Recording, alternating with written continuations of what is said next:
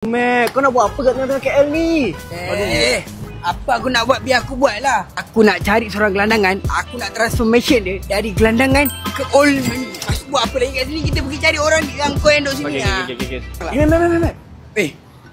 Mac, kau macam okey Mac? Ya, itu aku nampak tau. Try.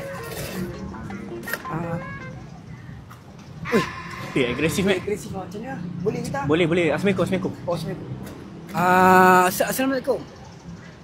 Waalaikumsalam. Oh, alhamdulillah Islam. Saudara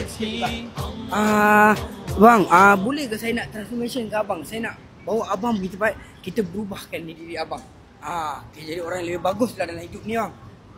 Kalau boleh bang, kita first kali kita bawa abang pergi makan lah. Saya mau makan, saya mau 4 hari tak ada makan. 4 hari. Okey, saya tengok you macam tak ada cukup makan jugalah. Okey lah, betul lah. You kalau makan dia laju sangat aku rasa. Mac, tapi dia ni boleh. Dah. Bawa dia pergi makan lah, kita tengok lagi. Jom boleh ikut.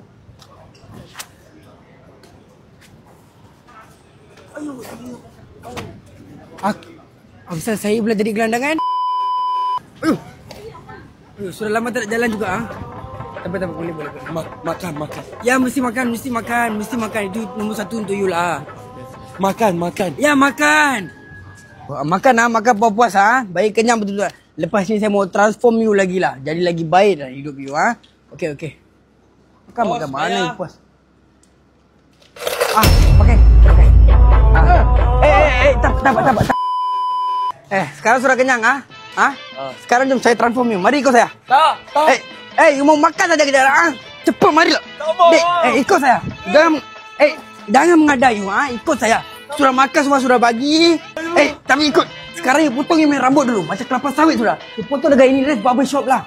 Pergi. Duduk sekarang. Bos. Duduk. You potong dia punya rambut You potong dia punya rambut. Nak potong macam mana? You potong bagi nampak macam manusia. Sekarang macam haiwan sudah.